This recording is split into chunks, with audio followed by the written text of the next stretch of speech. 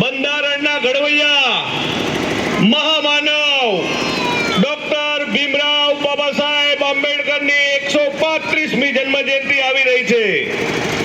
અમદાવાદ શહેરમાં અને સમગ્ર ગુજરાત અને ભારતભરને વિશ્વભરને ફલક ઉપર આ મહામાનવની જન્મજયંતિની ઉજવણી ખૂબ મોટા પ્રમાણમાં થાય છે.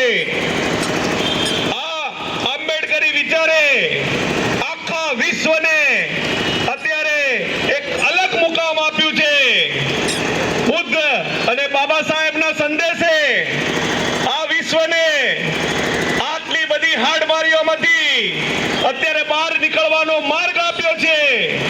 આપણે સૌ જોઈએ છે કે આજ યુદ્ધ ચાલે છે, પણ આ બાબા સાહેબ અને બુદ્ધના સપનાનું આ ભારત એ યુદ્ધ નહીં બુદ્ધની વાત કરે છે.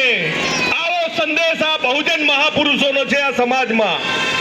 તો આવા ઉન્નત વિચાર સાથે, માનવતાવાદી લક્ષ્યો સાથે, માનવતાવાદી મૂલ્યો સાથે, પ્રત્યેક જીવ ઉપર દયા, પ્રેમ અને કરુણાના સંદેશ સાથે આપણે આ જન્મ જયંતિની ઉજવણી કરશું.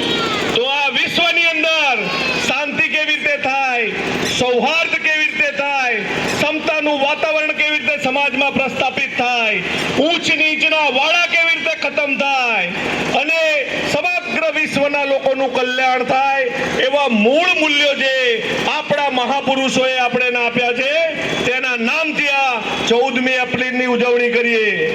સાથે સાથે આપણે જોઈએ છે કે સમાજની અંદર જે વ્યસનો છે, જે દારૂ, જુગાર, ચરસ, જે આ શોષિત, પીડિત અને વંચિત સમાજના વિસ્તારોનો ભરડો લઈ ચૂક્યા છે, આ સમાજ આ ભરડામાંથી મુક્ત કેવી રીતે થાય, આ પેટા જ્ઞાતિઓ નાબૂદ કેવી રીતે થાય અને સમાજ શિક્ષણ તરફ રોકેટની ગતિએ આગળ વધે.